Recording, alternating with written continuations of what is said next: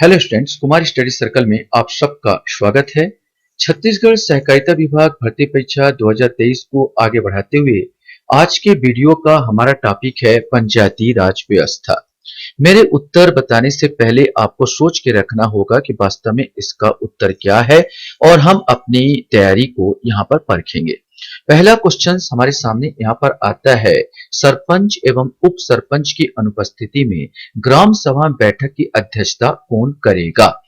पंचायत सचिव, अन्य ग्राम पंचायत का सरपंच, पंचायत का एल्डरमैन या ग्राम सभा द्वारा निर्वाचित व्यक्ति। सही आंसर डी आएगा, ग्राम सभा द्वारा निर्वाचित व्यक्ति। जब सरपंच भी ना हो, उप सरपंच भी ना हो, तो अपने में से ग्राम सभा द्वारा निर्वाचित व्यक्ति ही उसकी अध्यक्षता करेगा।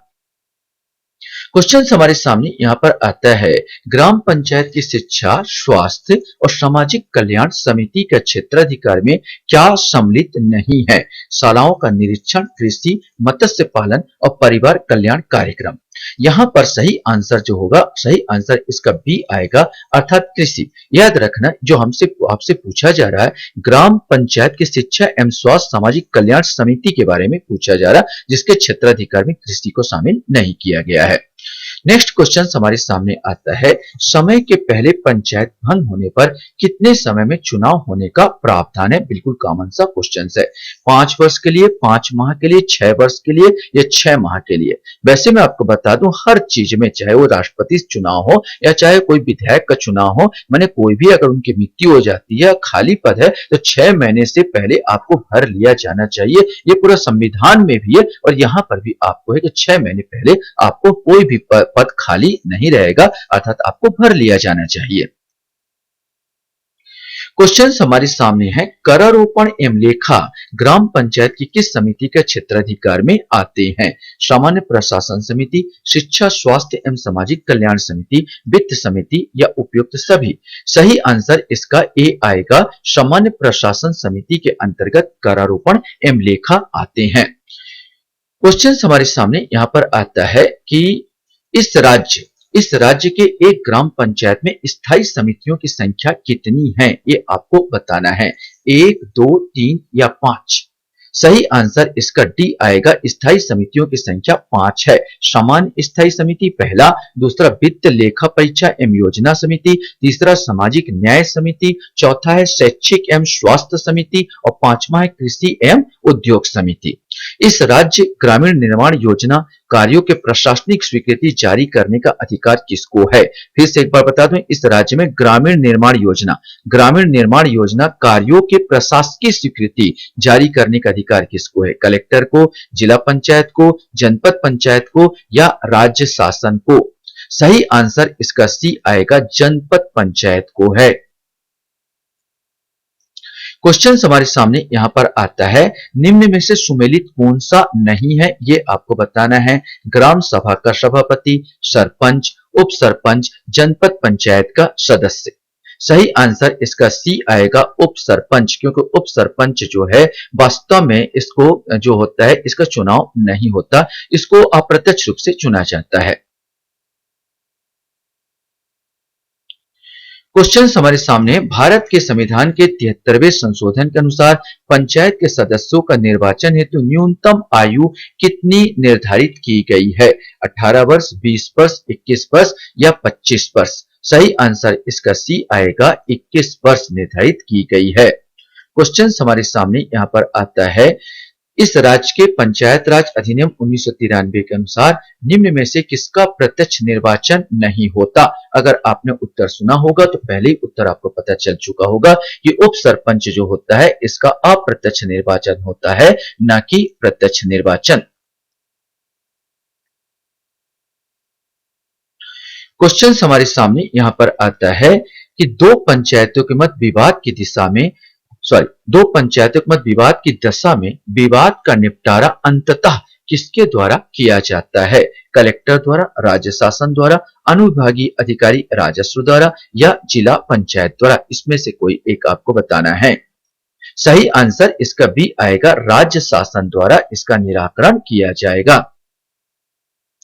क्वेश्चन हमारे सामने यहाँ पर आता है, ग्राम पंचायतों का का सामाजिक अंकेक्षण कौन करता है?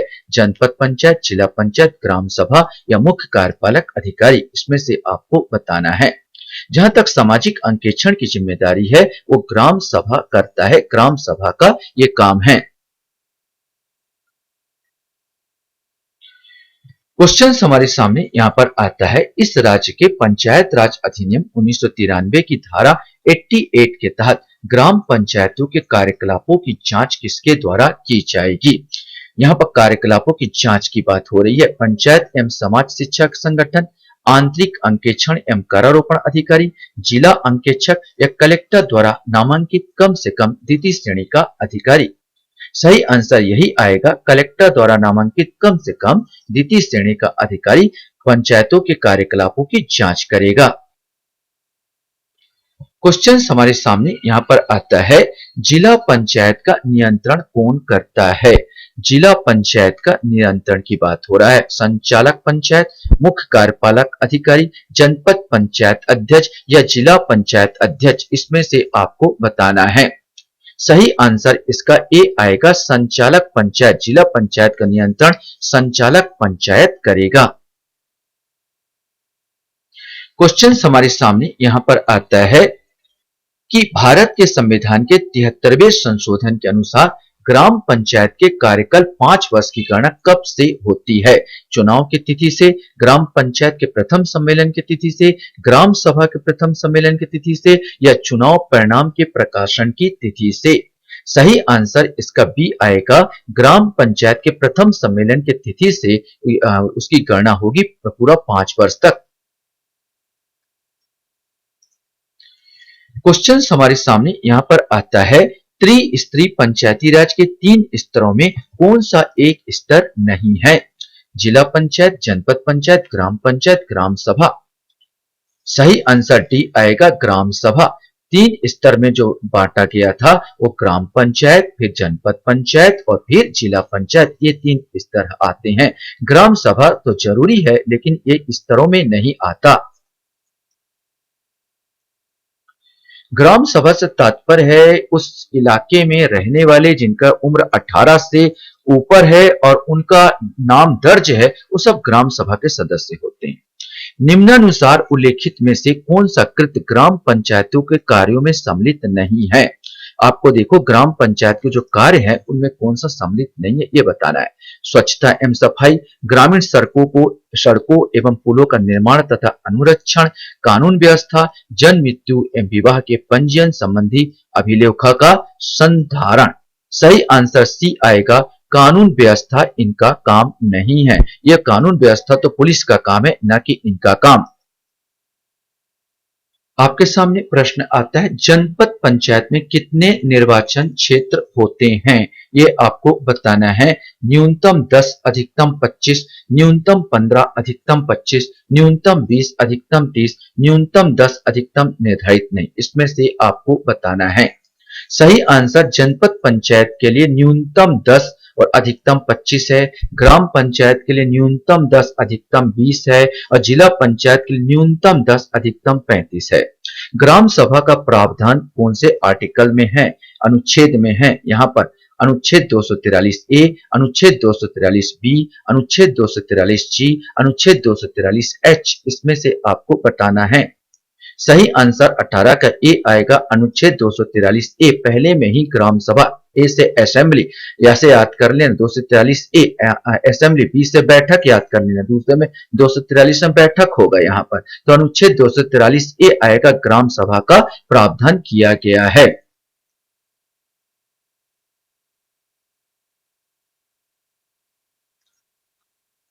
क्वेश्चन हमारे सामने यहाँ पर आता है कि भारत के संविधान के अनुच्छेद 243(6) में निम्नलिखित में से क्या सम्मिलित नहीं है? मत्स्य उद्योग, सामाजिक वानिकी, पथकर, प्राथमिक एवं माध्यमिक शाला शिक्षा, महाविद्यालय शिक्षा, ईंधन एवं चारा? सही आंसर जो बताया जाएगा, पथकर ये शामिल नहीं होगा, इसके दायरे में नहीं आता और महाविद्यालय की शिक्षा भी इसके दायरे में नहीं आता। तो 3 और 5 ये डी आंसर आपका आएगा, 3, 5 इसमें शामिल नहीं है।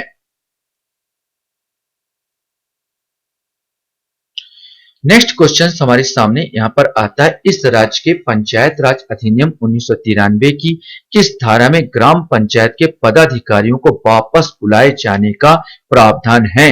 यह आपको बताना है। धारा 35, धारा 21, धारा 21 का और धारा 23, इसमें से आपको बताना है। सही आंसर सी आता है, धारा 21। धारा 21 में जो रिकॉल किया जाता है, जो बुलाया जाता है, उसमें क्या बोलना चाहिए, अपने पदाधिकारियों का एक सबसे बड़ी व्यवस्था है। लोकसभा विधानसभा किसी में नहीं है, लेकिन ये पंचायती राज व्यवस्था में है। आप जनता नाखुश है तो अपने प्रतिनिधियों को वापस बुला सकती है।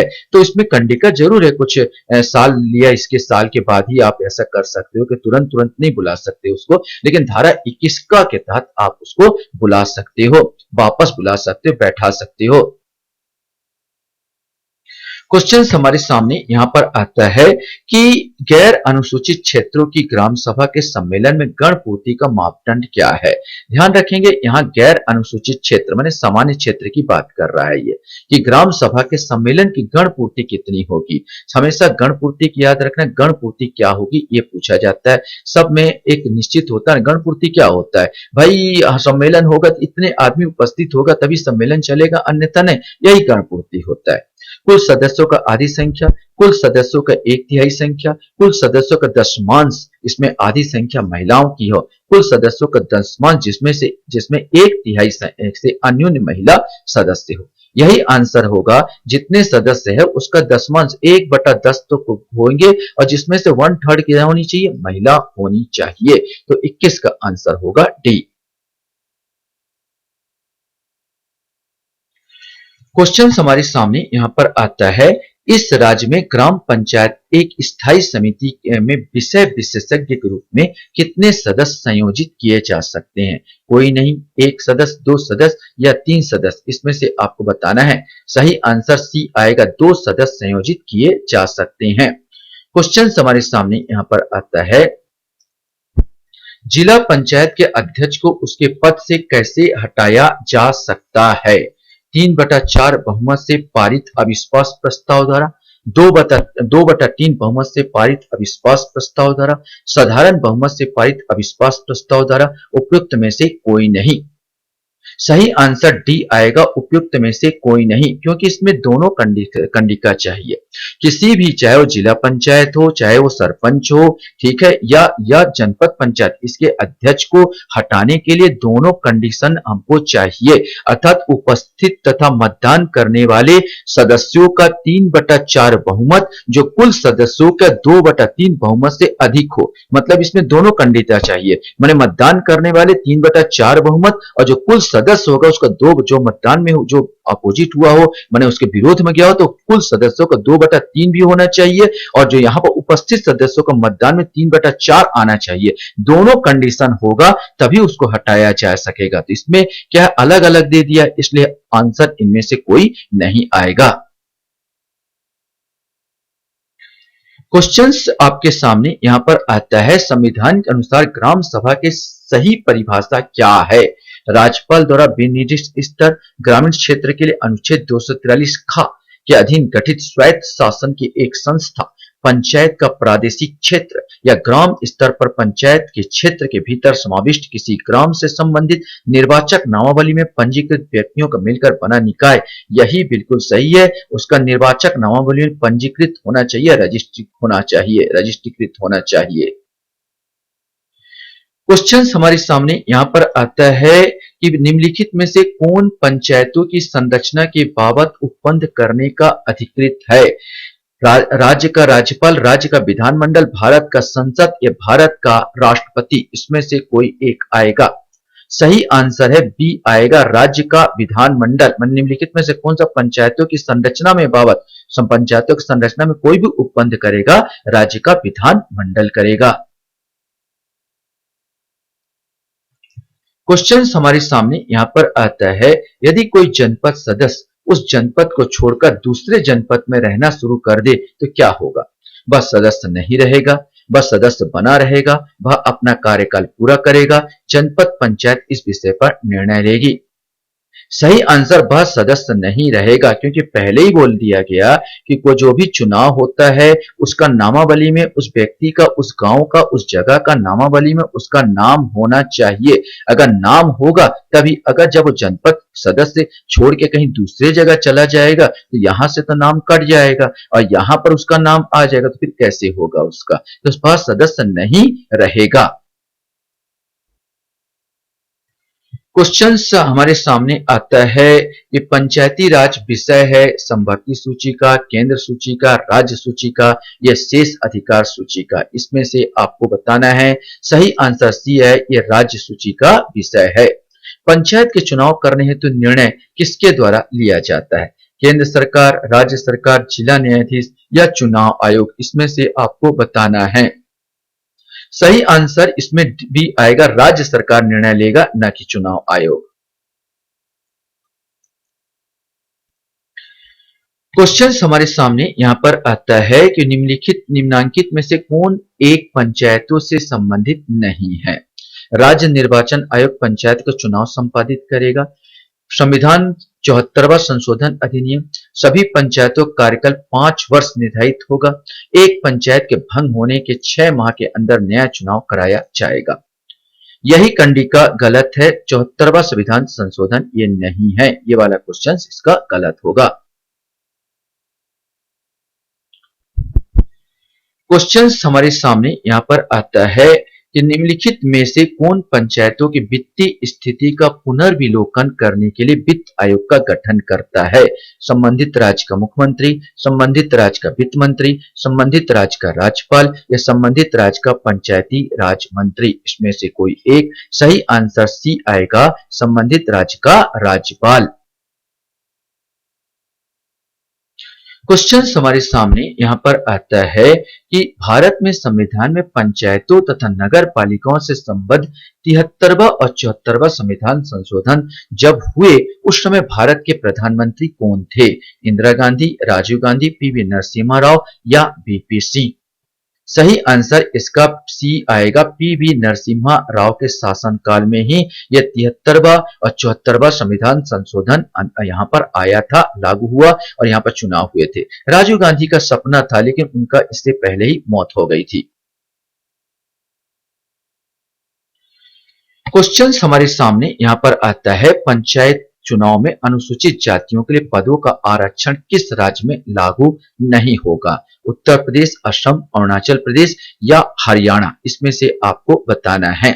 सही आंसर सी आएगा, अरुणाचल प्रदेश। अब क्यों नहीं लागू होगा? तो अनुसूचित जातियों से शून्य है ही नहीं वहां पर, तो फिर कहां से लागू होगा? तो अनुसूचित जातियों से शून्य है वो इलाका, तो अरुणाचल प्रदेश में ये लागू नहीं होगा। एक वर्ष में कितने ग्राम सभाएं अनिवार्य हैं? ये आपको बताना है। 2, 4, 3 या अनिश्चित? ये आपको बताना है। सही आंसर में एक वर्ष में कम से कम 4 ग्राम सभाएं होनी ही चाहिए, इससे ज्यादा आप करा लो अच्छी बात है। क्वेश्चन हमारे सामने यहां पर आता है, पंचायती राज एक व्यवस्था है, ये आपको बताना है। पंचायती राज एक व्यवस्था है स्थानीय स्तर पर स्वशासन की, जैव संबंधों के साथ त्रिस्तरीय अभिशासन की, लोकतांत्रिक विकेंद्रीकरण की, पद सौपानिक संरचना की। तो इसमें से आपको बताना है। स्थानीय इस स्तर पर स्वशासन बिल्कुल है, जैव संबंधों का त्रिस्तरीय अभिशासन बिल्कुल है, पर्यावरण पर का बिल्कुल ध्यान रखा जाता है इसमें। लोकतांत्रिक विकेंद्रीकरण तो है भाई, इसी के लिए तो बनाया गया है। पद सौपानिक संरचना ये नहीं है। पद सौपानिक जो संरचना जैसे राज्यों में होती है, ऊपर कलेक्टर, फिर डिप्टी कलेक्टर, फिर नायब तहसीलदार, फिर नायब तहसीलदार, ये जो पद सौपानिक व्यवस्था, यहाँ पर ऐसा कुछ विशेष नहीं पाया जाता। ये तीनों स्तर इसमें पाए जाते हैं। तो 1, 2, 3 इसमें आएगा, तो 34 का इसमें सी आंसर, 34 का आंसर सी आएगा।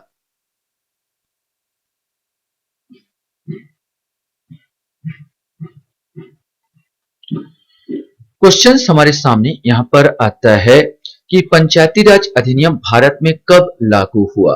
24 अप्रैल 1993, 24 अप्रैल 1992, 24 अप्रैल 2000 या 15 अगस्त 1993? इसमें से आपको बताना है। सही आंसर ए आएगा, 24 अप्रैल 1993 को पंचायती राज अधिनियम लागू हुआ। क्वेश्चन हमारे सामने यहां पर आता है, अनुसूचित क्षेत्रों में ग्राम सभा के सम्मेलनों की अध्यक्षता कौन करता है?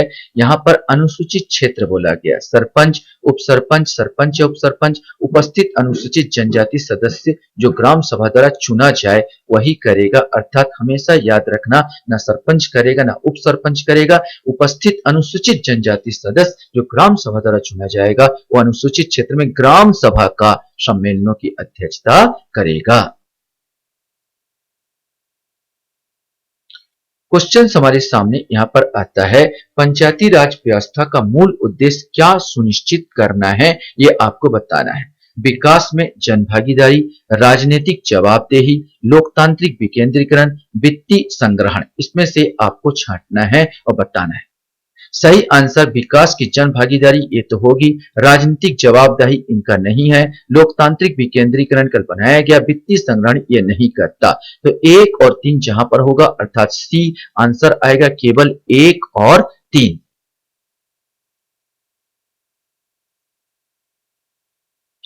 क्वेश्चन हमारे सामने यहां पर आता है, छत्तीसगढ़ में पंचायत में महिला आरक्षण कितना प्रतिशत है? 33%, 45%, 50% या 20%? छत्तीसगढ़ की बात किया जाए तो वर्तमान में 50% आरक्षण है। 33% दूसरे जगह जरूर है यहाँ पंचायती राज में, लेकिन हमारे यहाँ पर महिलाओं के लिए 50% स्थान आरक्षित है। प्रत्यक्ष रूप से निर्वाचन होता है जिला पंचायत अध्यक्ष का, जनपद पंचायत अध्यक्ष का, उप सरपंच का और उक्त तीनों का। यहां पर आपको बना अप्रत्यक्ष रूप से निर्वाचन होता है। जिला पंचायत अध्यक्ष, जनपद पंचायत अध्यक्ष और उप सरपंच, उप तीनों। यहां पर आपको बता दूं ये सब जो होता है उप तीनों का, जिला पंचायत अध्यक्ष का भी, जनपद पंचायत अध्यक्ष का भी और उप सरपंच, सबका जो है यहाँ अप्रत्यक्ष निर्वाचन होता है। क्वेश्चन हमारे सामने यहां पर आता है, त्रिस्तरीय पंचायती राज व्यवस्था 2 अक्टूबर 1959 को सबसे पहले लागू हुई। ये तो सबको याद होगा, नागौर राजस्थान में। क्वेश्चन हमारे सामने यहां पर आता है कि बलवंत राय मेहता समिति ने किस प्रकार की पंचायती राज व्यवस्था की अनुशंसा की? द्विस्तरीय, त्रिस्तरीय, ग्राम स्तर या इनमें से कोई नहीं? सही आंसर भी आएगा, त्रिस्तरीय की वकालत की थी जो आज यहां पर लागू है। क्वेश्चन हमारे सामने यहां पर आता है, ग्राम पंचायत स्तर पर शासकीय अधिकारी कौन होता है? यहां पर शासकीय अधिकारी की बात किया गया, सरपंच, उप सरपंच, पंच या पंचायत सचिव। तो ये डी आ जाएगा, शासकीय अधिकारी कौन होता है? पंचायत सचिव होता है। क्वेश्चन हमारे सामने यहां पर आता है कि पंचायती राज से संबंधित निम्न समितियों को कालक्रम से व्यवस्थित कीजिए और नीचे दिए कूट का सही उत्तर दीजिए। JVK राव समिति, LM सिंघवी समिति, बलवंत मेहता समिति, अशोक मेहता समिति। इसमें से आपको जमाना है कि वास्तव में क्या आएगा। सही आंसर इसका सी आएगा। सबसे पहले आया बलवंत राय समिति, इसके बाद अशोक मेहता समिति, इसके बाद JVK राव समिति और लास्ट में जो आया था चौथे नंबर पर LM सिंघवी समिति।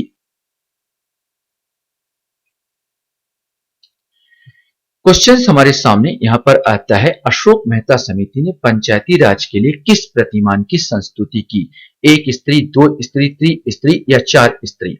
सही आंसर बी आएगा, 2 स्त्री का संस्तुति करता है अशोक मेहता, 3 स्त्री का संस्तुति करता है कौन? बलवंत राय मेहता समिति। तो बलवंत राय मेहता समिति 3 स्तर वाले हैं और अशोक मेहता है 2 स्तर वाले हैं, ग्राम पंचायत और सीधा जिला पंचायत।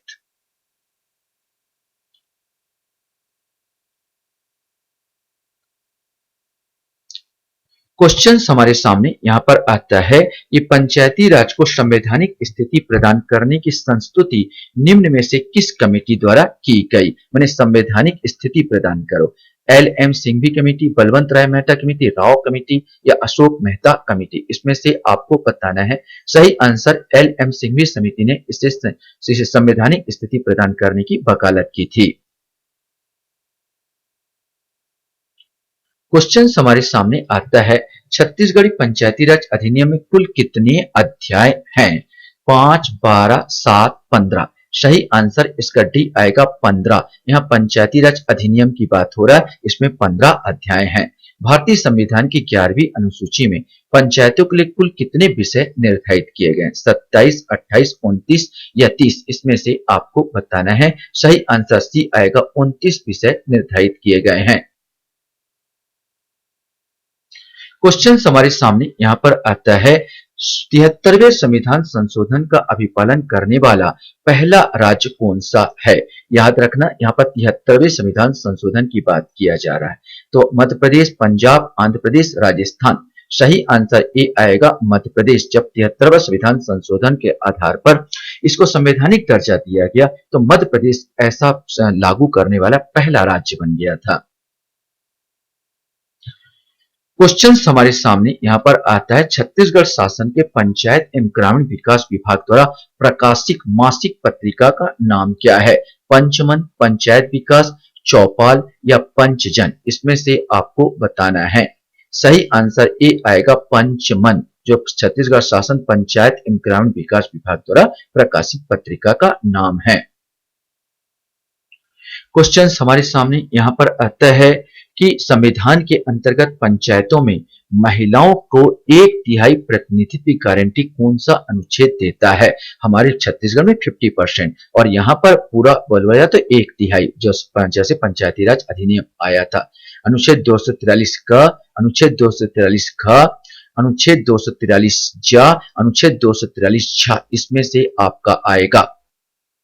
ये 243 इंग्लिश में बोला जाए तो डी, ये यहाँ पर आएगा डी, यहाँ पर आएगा, यहाँ पर सही आंसर यही आएगा, अनुच्छेद 243 डी। अनुच्छेद 243 डी माने ये आरक्षण की बात करता है। हम ऐसे करें कि भाई ये एक कुर्सी मेरा है, डायरेक्शन बता दो, उंगली से डायरेक्शन बता दो, ये कुर्सी भाई मेरे लिए है, तो डी से ये हिंदी वर्ड्स में कठिनाई हो जाती है। तो अनुच्छेद 243 डी माने डायरेक्शन, ये कुर्सी मेरी है, तो जल्दी याद हो जाएगा, आरक्षण के लिए डायरेक्शन आएगा, डी आएगा। तो 243 डी करके याद करना। क्वेश्चन हमारे सामने यहाँ पर आता है कि हमारी संविधान के किस भाग में तीनों सोपानों में पंचायत बनाने की परिकल्पना की गई है? भाग की बात कर रहा है, भाग 9, भाग 10, भाग 11 या भाग 12? इसमें से आपको बताना है। सही आंसर ए आएगा, भाग 9 में। यहाँ पर संविधान किस भाग में 3 सोपानों को पंचायत बनाने की परिकल्पना की गई थी? तो भाग 9 में आया, भाग 9 में यहाँ पर किया जाएगा, परिकल्पना की गई थी। क्वेश्चन, लास्ट क्वेश्चन हमारे सामने है, राज्य वित्त आयोग का गठन भारतीय संविधान के अंतर्गत किया जाता है। यहाँ पर वित्त आयोग की बात कर रहा है, वित्त आयोग का गठन की बात कौन सा संविधान के अंतर्गत किया गया है? अनुच्छेद 243 एच, अनुच्छेद 243 आई, अनुच्छेद 243 जे, अनुच्छेद 243 के? यहाँ पर आपको बताना है।